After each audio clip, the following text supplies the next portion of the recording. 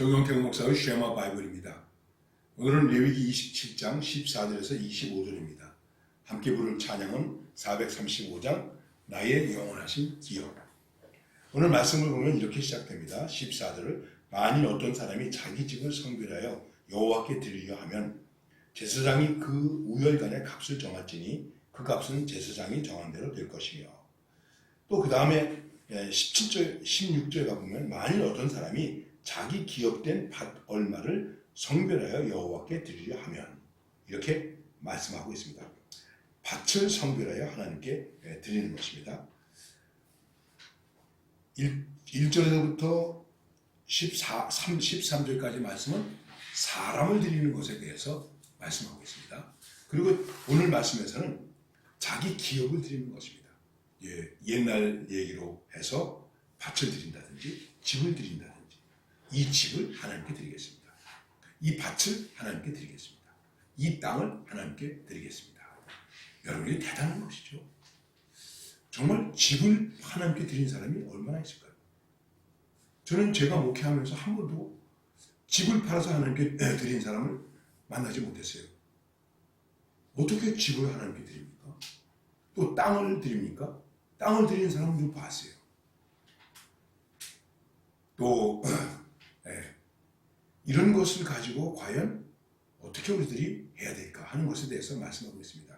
그 옛날의 단위로 해서 이제 제사장이 값을 정해주고 밭을 드리고 혹은 집을 드릴 수 있다.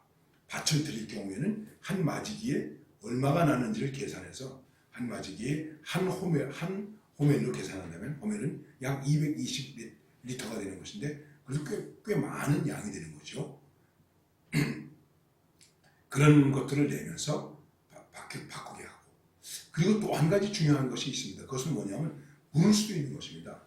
한번 내면 그만이지 또 물으나 이렇게 생각할 수 있는데, 하나님의 말씀은 그런 거 보면 재밌어요. 물을 수 있습니다. 제사장님, 제가 집을 바치겠습니다. 네. 좀 지난 다음에 제가 이게 지금 형편이 안 돼서 좀 돈을 물려야 되겠습니다. 그럴 때 5분의 1을 내고 더해서 내고 그 다음에 집을 찾아갑니다.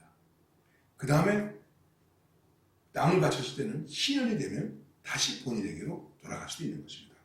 그렇게 상당히 아주 융통성 있게 얘기해주고 있습니다. 근데 우리들이 여기서 생각해야 될 것이 무엇이겠습니까?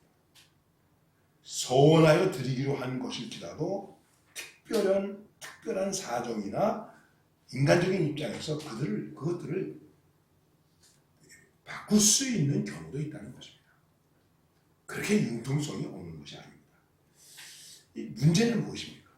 우리가 이 말씀을 보면서 사도행전 5장에 나타나 있는 아나니아와 삽비라 이야기를 좀 생각해 볼 수 있는데, 그들은 밭을 팔아서 전부를 하나님께 드리기로 해놓고 판 후에 절반만 하나님께 드렸습니다. 값을 제사장이 정한다고 그러지 않았습니까? 이거를 가지고 베드로하고 서로 상의했으면 얼마나 좋았을까요? 밭을 팔았습니다. 베드로가 팔았는지 안 팔았는지 알았을까요? 어쨌든 이거 밭 판 돈입니다 라고 왔습니다. 이게 다냐? 네.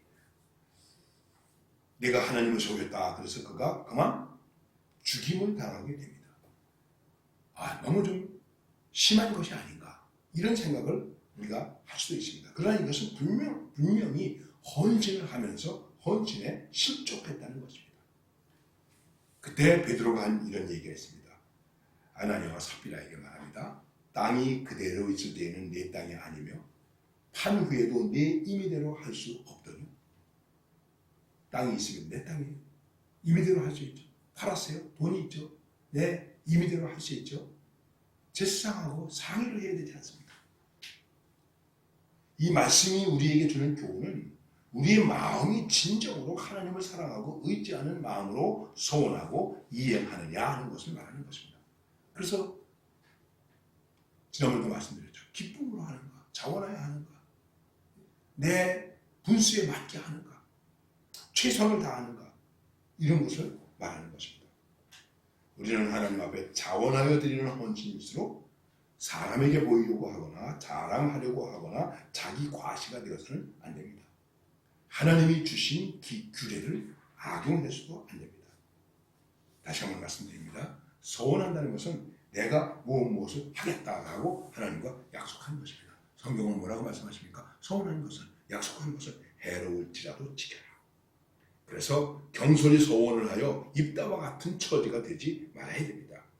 오히려 야곱처럼 자기의 신앙의 축복과 비전을 위해서 서원하며 결국은 축복의 후손이 되는 그런 지혜로움을 택하는 것이 믿음의 사람의 축복의 길이라고 말하시는 것입니다. 네 하나님 여호와께 서원하거든 갚기를 더디하지 말라. 네 하나님 여호와께서 반드시 그것을 네게 요구하시리라 말씀하고 있습니다. 여러분 서원한 것 있습니까? 반드시 갚으세요. 근데 사정에 따라서 바꿔야 되겠습니까? 그러면 목사님과 상의하세요. 그리고 은혜롭게 하나님 앞에서 부끄럽지 않게 그것을 잘 해결해 나갈 수 있어야 됩니다.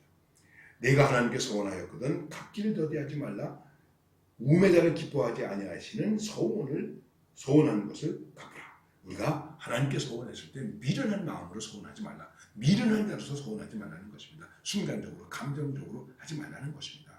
그리고 다시 한번 말씀드리지만 그래도 교회의 지도자와 잘 서원해서 하나님 앞에서 가는 우리의 바른 신앙의 태도를 갖는 것이 중요한 것입니다.